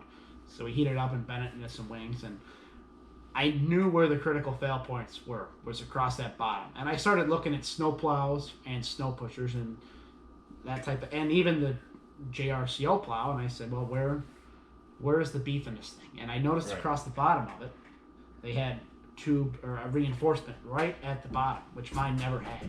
Like you could hit a tree stump and you'd bend a thing. Oh, okay. So the new one, I built my mesh or my frame with my mesh in it, made my wings, and then I put a 2-inch tube across the bottom and reinforced everything together. I haven't had that thing bent since. Is that the one you're currently using now? Yeah, and that's just strictly MT85 plow. So Right, it's got a skid plate on it. Don't say you welded the mount to it, right? That goes right onto the machine. The machine can hook to it like it does a bucket. Yeah. So I put a skid plate on it, but I did not weld the skid plate right to the frame. Okay. So I built like a push bar on my frame, and then that plate would push right against the push bar. Right. But it's attached with a 1-inch bolt in the center, so it has the ability to pivot. Oh, okay. Side to side on its own, and it's got stops, so it obviously can't spin all the way around. Right. But just enough where it's got some flexibility to roll, and it's got wheels on it. So when you're going with the ground, it'll kind of follow the contour versus A little, and it's not meant digging in. It's not meant to push a little bit of leaves and get the ground perfectly clean. It's meant to drive the pile. Oh yeah. When you guys watch that video that I was referring to, you'll see the massive pile that's in that video that he pushes. It's definitely huge. Or even just go on Instagram and you'll see I took a picture of the pile I pushed. Huge. Bigger than the MT85 times 3 that I and that was one drive through. So that was kind of the idea behind it. And It's in your intro too, I believe. You pushing the leaves with the machine. Yeah, it is. It's like the third or fourth picture into the intro of every video. Right. Now, real quick before we go past that, you guys know, and I've referred to him in the last couple of videos that I've put out. I've put the links in there to his channel, but you're Beau Enterprises on YouTube, but on Instagram you're not, correct? No, it still is Beau. It's Beau on Instagram? Okay, I Yeah. thought it was under your name on Instagram. I have 2 accounts. Oh, he's got the secret account. You guys can't have access to that one, but he's got. So it's Beau Enterprises on both of them. Like I said, I'll put a link to the YouTube at the end of this one, and then down in the description of this, I will put a link to his Instagram as well. You guys can go on and find him there, and you can see this picture that he's referring to. You mentioned the fall cleanup YouTube video. There's 2 videos on fall cleanup. One of them I wasn't there for. I had my other brother was there. He filmed the time lapse for me. The one I'm referring to is the one where you guys were at WTS. Right, and that's there's still those 2 leaf cleanup videos. Okay, that's the huge one. They're both pretty big. One of them's just a time lapse. Right. The other one is I'm on the ground and I'm explaining how I use this thing and why I use it. That's the one you want to look for. I talk about how we push all the leaves to the middle of the yard, and then I drive the pile. They blow everything out to where I can get the machine on it. And that's, you talk about, it's wet ground. We'll blow it to somewhere that's not wet ground. And right. You're not gonna push through laying water, whether it's a mower doing it or the machine doing it. Right. So I like to push everything get all the blowers and blow it into a line, and then that line, if you try to blow that with a blower, you're not going to get very far very fast. Right. Then I come through with a pusher and I push out to wherever it needs to go. Is kind of the idea behind that. I got you. There's 2 more things I want to cover before we end this, and it's going to take us right into landscaping. Now, if you guys go to his channel, the one thing, my wife loves watching the landscape videos that Spencer puts out because she is a huge fan of unilock and patios and walkways, and I told her that that's more her realm, and what I mean by her realm is she can pay for it. It's expensive, and I worked for a company years ago, and that's all we did, and I know what's entailed. I did driveways, walls, we built walls where we installed waterfalls in them, inserted grills into them. I did that work for years, and after doing it I decided that was never going to be a part of my business. But there is a big market for it. There's some guys in our area that do it that definitely should stop immediately.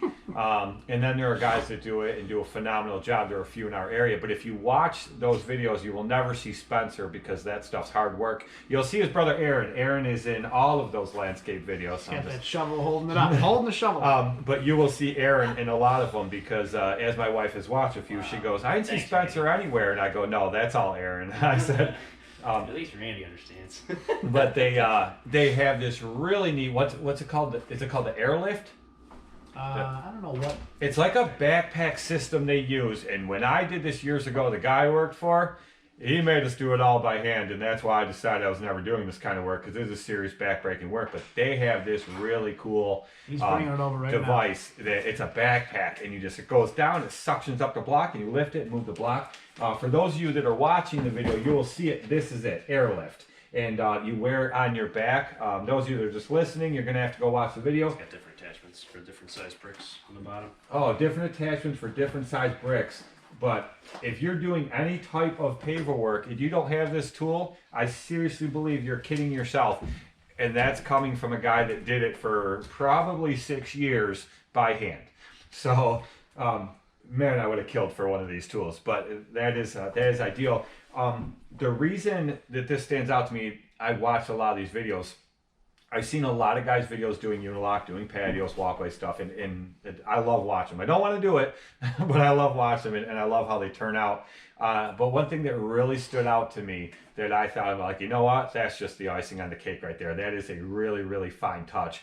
At the end of the one patio you did, and you guys inserted a fireplace in it, you then did an after video where it just kind of went around and showed the whole thing, and there was a fire burning in the fireplace, and sitting on the edge of that fireplace were 2 glasses and 2 Beau Enterprise t-shirts.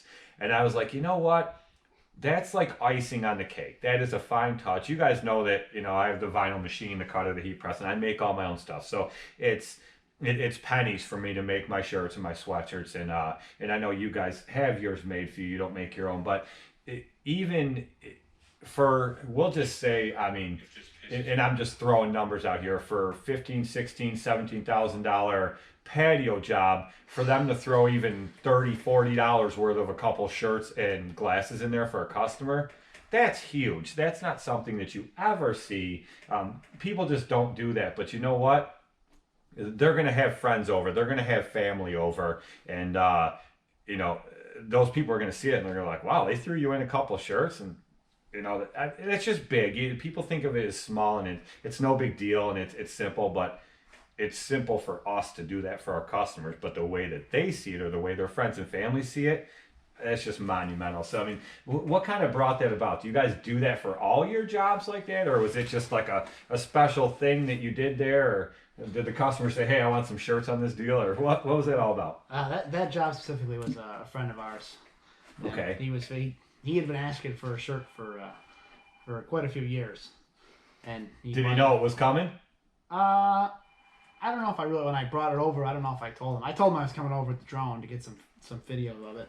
I don't think I ever told him I was going to bring shirts and glasses. Well, the glasses we gave out as gifts to a lot of our clients and customers this year, so that wasn't anything new. Normally, we've been doing the mugs for years. My dad did coffee mugs every year with candies and stuff, and Calendars. This year we can't really do much because you can't go and hand out things to people. Yeah. But we're gonna get more beer glasses, which we kind of ran out of because we gave them all out to people who had done business with us, whether that was a supplier or the hardware store, or the different the Napa guys, or a customer like that who we did a patio for. Very cool. That was a huge thing. I'm gonna bring up one last thing, because I think this is big, and it kind of overall touches on a lot of the subjects we already touched on. And if it's not something we can discuss for certain business reasons or whatever, then just tell me, and we just won't cover it. Or you guys may not even see this, because I'll just edit it out and you won't even know we talked about it. But I want to bring up, I don't want to discuss numbers, I don't want to discuss details, I don't want to discuss prices, nothing like that, because even if you felt comfortable talking about that, I don't think that it's something you should share. And anybody that's watched me for a number of years, I will never ever discuss prices on any of my videos. I think it's very bad for business, and I would never insult my customers like that to put their information out. But you guys had a huge contract this year, and it is big, and this company is just popping up buildings all over the place. They're growing at a monumental rate.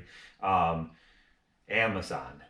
You guys did landscaping for the new Amazon facility there, and I remember it was either you or Aaron or one of you guys I was talking to, and I watched your video. You did a number of videos on installing sod there, and if I can remember off the top of my head, and if I'm wrong, please do correct me, but I think I remember you guys saying something like 75,000 square foot of sod or something. I mean, it just blew my mind. I was like, what? Did I hear that correctly? I mean, that's huge to me. I mean, I couldn't even fathom going in and doing something like that. And obviously, that'd be business suicide for somebody like me. But for you guys, I mean, it's just an everyday thing. And so, I mean, what's that all about? How did that contract come about? Well, actually, that guy behind you probably know more about it than me on how we managed to get the job. But some Is that right? 75,000 square foot of sod? yeah, I think that's pretty close to what it was, which is almost 2 acres. So just some other notes that I'd already had from this job. There's 305 trees plus that was our first count, and we added 30 more to that, so 335 trees or thereabout. 42 shrubs, fine grading and hydroseeding 6 acres, and installing 2 acres of sod on one property. Holy Which is, cow. kind of a lot for a lot of guys. So let's how many guys did you send there? I mean, I'm sure you were there for a length of time. Let's hit that real quick. How long did that job take you? Well, it really had to be how much was ready for us at what time. So it came in increments. So you're there for a while, and then you had to wait for the contractor to get to the next stage, so you can come in and do the next kind of thing. Yeah, we're working behind the site, guys, and we can only start working if they're, done ahead of us. Okay. If the soil's not backfilled, we can't do anything with that. Right. So, I mean, they started back in April probably. They started planting trees, which is always the first thing we do on these commercial jobs. Mm-hmm. And then from there, they started the shrubbery and the grading when the weather was right, and taking things off in sections. So we have guys that would work ahead of us, or not. Our guys would work ahead of us laying sod, Right. getting grading stuff as we're going into it, and then we would come through and lay sod. I'm trying to think of when that was. It was back in April, I think. Amidst the COVID, Right. we were lucky to be able to work. Mm-hmm. A lot of guys weren't able to work because this job was deemed essential by the state, and we were able to. That's what kept us the beginning of the season open for us, was this job. And you guys were very lucky in that manner, because I'll tell you, I mean, they opened up mowing for us right at the beginning of the season because they said if the grass grows, it creates a breeding ground for ticks, which bring more disease about, and they were only letting us mow. And then I couldn't get any answers off the New York State website, so I had emailed them, and they had sent me back a letter telling me what I could and couldn't do.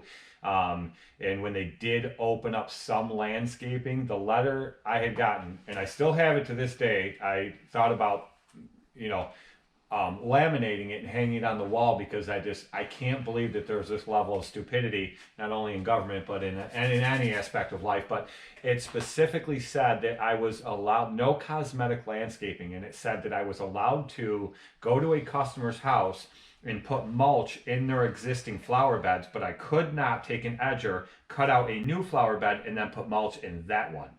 It specifically said that.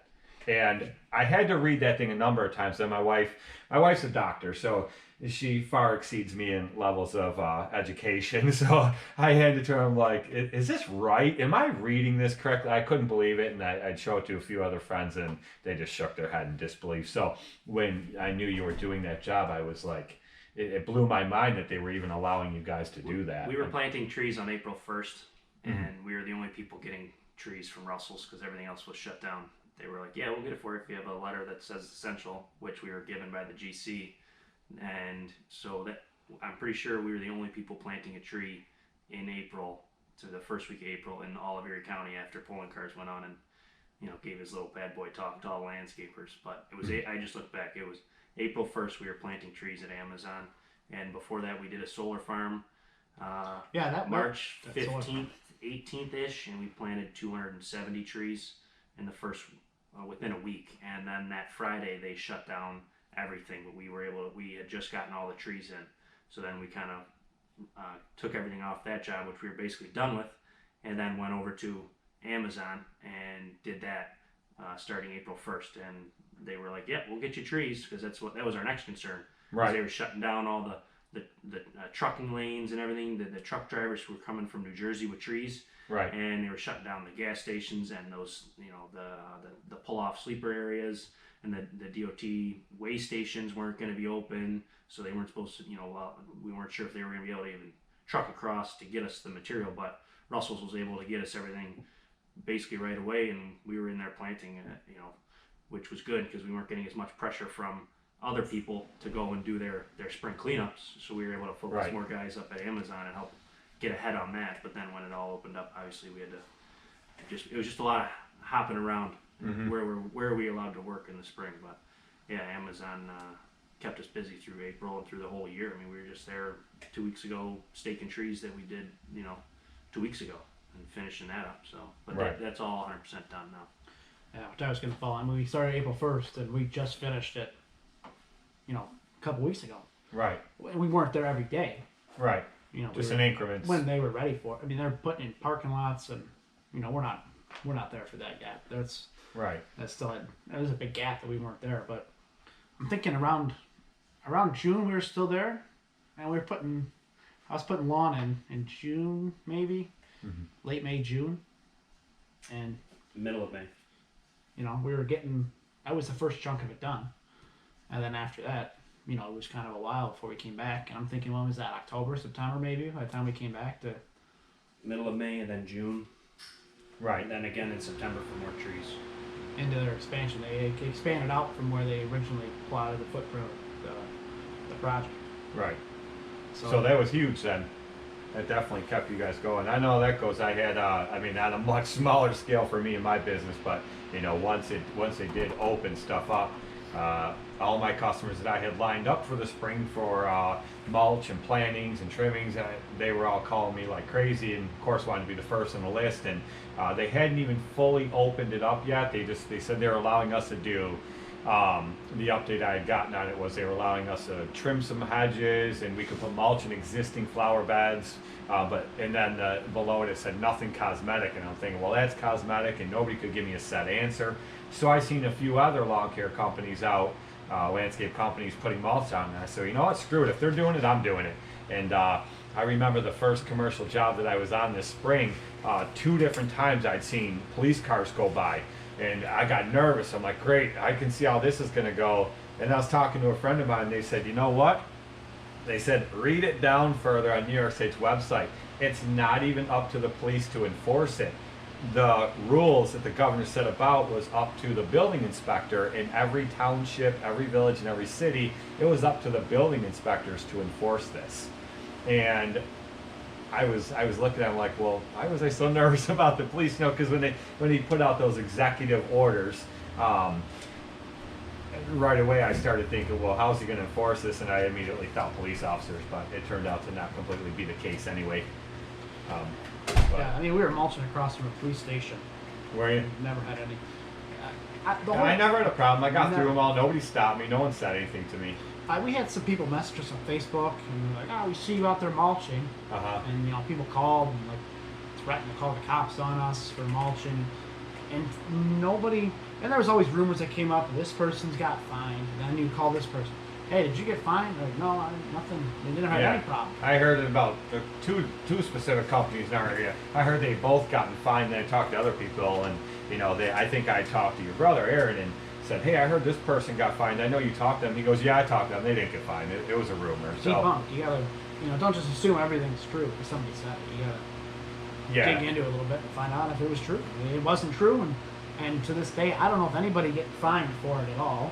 Right. Landscaping. I know the restaurant industry is still fighting with the whole. Yep. There's a lot of lawsuits out against that.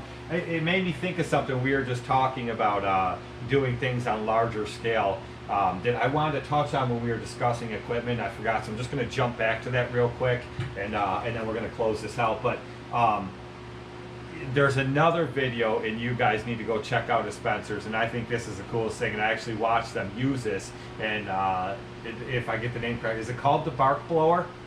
Yeah. You literally can dump mulch in this thing, and then you hold this tube up, and it shoots mulch out all over, and it lays it so perfectly flat. And there's this one plaza in the town we live in, and it has this like hill. It's like, you wouldn't even want to walk this thing, but you can barely walk up it. Yeah, barely it's like this huge, and it's big, and that's what they did the video on his video, and it just blows mulch all over and lays it flat. So, explain this thing. So it's a fin bark blower. We have the 5-yard hopper. It's called the model's BB5. They have some other ones like a BB302, I think it is. It's a 1.5-yard hopper. And we had rented it a couple times, they have it at our local Bobcat dealer for rental. Um, and our old unit, we tow behind a dump truck and you shovel the mulch in it. And it eliminates wheelbarrowing back and forth. You still got to shovel into it, the old one, but you have one guy shoveling and then you have one guy on the hose spraying it. Right. What we like about it is that it's material from the truck to the ground, done. You know, we've looked at some of those, the mulch mate or I think the other one's the mulch mule, fills barrels, but that still doesn't get you material to the ground. That eliminates a guy shoveling. Right. I think the machine says you can push like 12 yards an hour through it. I think that's unrealistic because, in my opinion, if you can definitely jack up the flow and push 12 yards an hour out of it. Right. But and when somebody said, "Well, I can do more mulch than you can a day," I don't care about how many yards of mulch you can do in a day. How many square feet can you cover with this amount of mulch? Right. As I guarantee you, I will just absolutely destroy you. Because when you dump wheelbarrows of mulch, It's never consistent. not efficient, in my opinion. You got way too much mulch. You got too much. You want to, I dumped too much here. I'll just spread it out 3-4 inches thick, whatever. That's obviously not good for the plants, especially Right. trees. You know, the mulch volcano trees. Oh not yeah, good. that drives me crazy. I've discussed it in my videos. not a good thing at all. So we're able to put a thin, and every year after year after year, it gets thicker. You don't want to have. I've seen some mulch beds before. That note, I don't know if you can see this on camera. This is about how thick it was, which is probably about 15 inches thick of mulch. That's insane. Unnecessary. Up against a window. I want to see what it looked like from the inside. It was up against a window. I started digging down into it. About 4 inches of black mulch. Then the rest was all brown mulch. Like, how long has this been like this? But I know I'm way off topic now. Oh, that's right. But looking for a way to get mulch to the ground and eliminate barreling. So, like, some of the key areas we use it on, and where it's really efficient, big, wide open areas. Because you can just cast it. Like this hill in my video that Randy's talking about, it's pretty steep. Like, I can really walk up it, but I can shoot mulch right to the top of it. Right. And it's it might be 30 feet long. I'm standing at the bottom. I'm shooting mulch up to the top of it and just getting a thin coat, some color on it, really, because that's what you're doing every year. My 9-year-old loves that video. He's like, put that video on. He watched it a few times when you first put it out, and he loves watching that thing just and we're shoot just right across. and we're just looking to add some color to it. We're not looking to thicken it up. Right. It's a maintenance thing. We're putting a little bit more on every year, and the whole hill. I only used 9 yards of mulch. I talk about in my video. Uh-huh. That's a huge area. I mean, Yeah. that's 30 feet by 200. Uh-huh. You use 9 yards of mulch. You'll blow through 9 yards of mulch in a wheelbarrow like Yeah, half of nothing. it. Like not even half it. I bet you dump it and spread it with a rake. Yeah, good luck doing that. You're not wheelbarrowing that hill anyway. No, you can't. And you get like a raised flower bed or something, Right. or a bunch of retaining walls on top of each other that you need mulched. That's a pain. Mm-hmm. How do you? That's gonna be terrible. You gotta pick the wheelbarrow up. You gotta get two guys to move the wheelbarrow up there, and you gotta dump it and spread it, or you're pitchforking it up there. It's just, it's not good for your employees for sure. Yeah, it's more taxing on their backs. It's And then that was the 1 yard unit or the 1.5 yard. So then we bought a used, traded in, and we bought a used 5 yard unit, which requires no shoveling at all. Mm-hmm. It's a tow behind unit. We hook up the back of a pickup truck and we pull it around, put 5 yards of mulch in it. You guys just load it with your payloader, right? You just kind of just dump it in top like you would fill a salter. Yeah, a salter or a dump truck or nothing special. All right. And you dump the material in there. You go put your hose out. The hose reels are hydraulically ran hose reel, so it pulls up onto the thing for you real nice. And able to put. I'd love to see what the square footage would be if I measured it and started. How far can I go with 5 yards of mulch to the bark blower? I know in their Finn's advertising, which is the manufacturer, they say 25. You cut 25% of your material. Right. That's saving. So 4 yards of mulch. Now I'm using 3 yards. Well, I'm still gonna. I bid the thing for 4 because what if I don't have that machine? Right. That's more money in my pocket. Mm-hmm. It's and obviously that Well, machine smart. knows $100,000, Right. which is it's tough to get into it, and the maintenance on it, you got to buy a new hose every couple of years. That's over $1,000 right there for 100 foot of hose. But if you're pushing a lot of mulch through it, Right. and I got 2 guys, I got one guy that he runs the hose and shoots the mulch, and the other guy helps move the hose around, Right. and sweep up and clean up behind because it does make a mess. Yeah. And we're more efficient. Well, you got, but just like you said, you can send, what do you say, 30 by 200 was roughly, is what the hill is. So you send 2 guys to that job to do a section 30 by 200. How long did it take you to do that hill? I think we were there for 2 hours. 2 hours. And half an hour was Set up and tear down. well, not even that. Okay, that too was included in that, but a half an hour was me going back to the shop. A round trip, 30-minute drive to go back and get more mulch because we ran out. Oh, okay. So my turnaround time from emptying out to getting back, half an hour. So, I mean, if I had all the material there, we're flying right through it like So nothing. 2 hours, 2 guys, that included leaving and coming back with more mulch for roughly a 30 by 200 foot area. Mhm. You're not doing that with pickup trucks and wheelbarrows. Oh, No way. So I don't the know efficiency, how they did it. anybody else would have sent 3-4 guys there and they've been there half a day. Yeah, and they were wheeling up a hill. Yeah. Or they, the top of the hill had a fence, so you can't. Well, that's the thing, and they're taking more, or they're taking even longer because who's going up and down that hill with mulch that's not going to stop for how many breaks? Yeah. And then in the heat. Yeah, the idea would be to come down the hill. Would be the best idea if you could. Yeah, but there's that fence, like you said, along the whole top. A fence in the top, so you can't go wheeling down the hill and dump it, break it. I mean, it's a tough hill to mulch. Right. Or even a berm. We got some berms out in front of here, and we do with the bark blower. Right. Or we'd have another customer's house. That You guys did the whole outside of the country club the one year, didn't you? Yeah, we Yeah, did. and there was that whole embankment. I mean, it's a main 4-lane road that goes right down toward my house, but it's a 4-lane road that traffic flies on going down. It's the whole side of that embankment. What are you gonna do? Go down on the road there and try getting up with wheelbarrows or whatever? Or if you're dumping it from over the top down, what happens if that wheelbarrow gets away from you? It goes right down, right into traffic. So I mean, how else are you gonna do a job like that? We've done the Buffalo Airport before with these things, 2 of them, and I think it was a 2-week endeavor just mulching.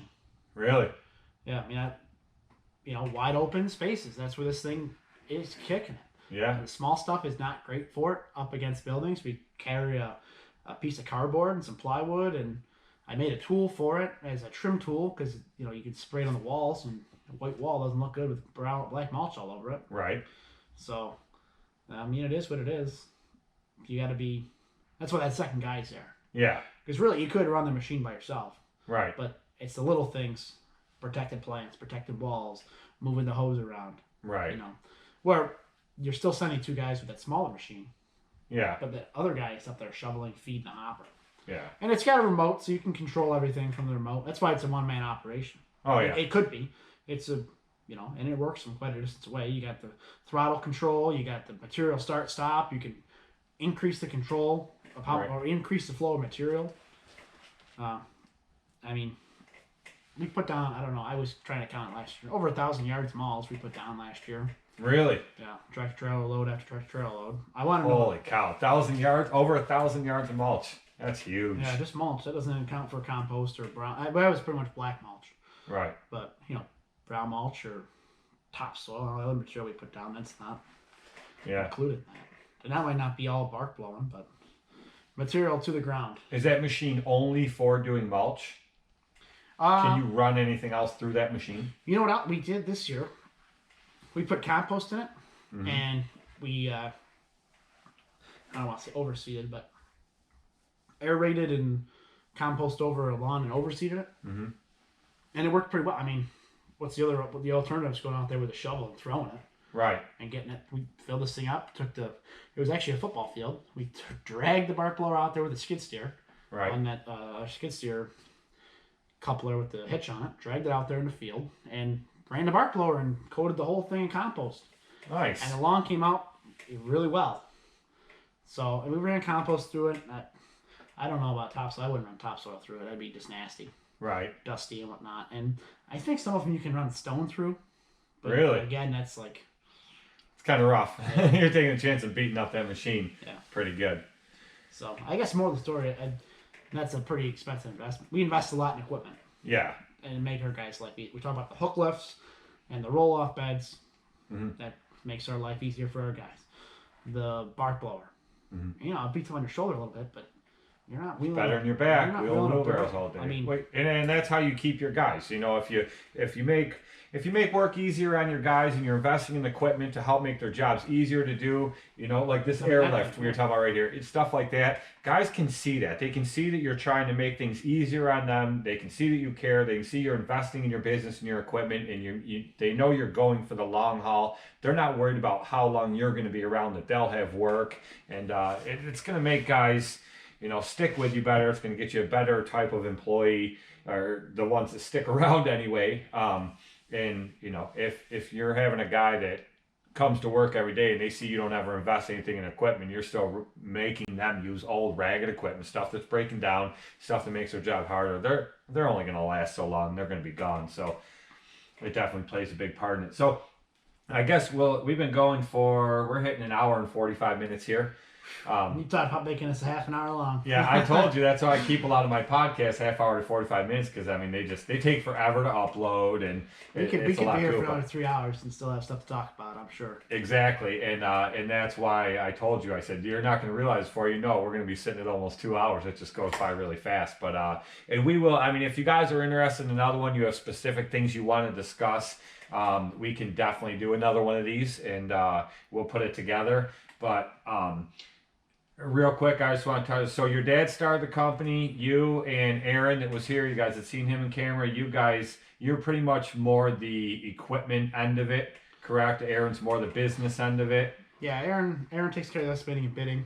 He would be one to talk about how it get into commercial construction. Maybe we'll get Aaron into the next one there and get him talking about the the bidding aspect and how he bids for these commercial jobs and things like that. I know a lot of people are always eager to hear about stuff like that. And you have another brother, right? I've heard his name 100 times, and he sent me a friend request on Facebook and Instagram, but I've never met the guy. Ryan, is that his name? Yeah, that's my other brother. He's the middle brother, right? It goes Aaron, Ryan, and you? Mm-hmm, that's correct. Okay. Yeah, he's the middle one, and he's not as involved.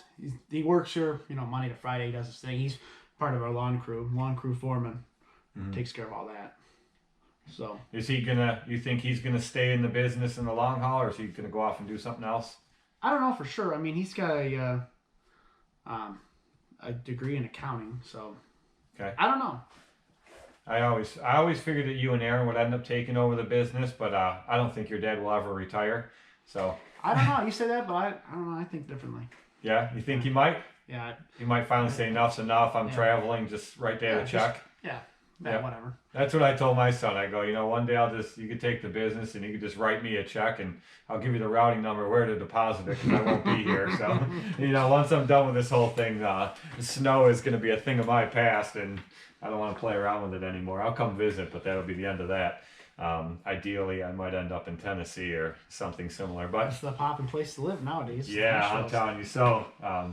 But that'll pretty much be that. But well, I want to thank you very much for letting me do this and being a part of this. I told you guys that I'm going to pick a slew of people that I'm going to be interviewing, and that just hasn't happened as fast as I want to. And Spencer and I have been talking about this for over a month now, and we finally made it happen. But, even though it's supposed to be our down season, we've both been extremely busy, even though we really haven't had any snow to plow.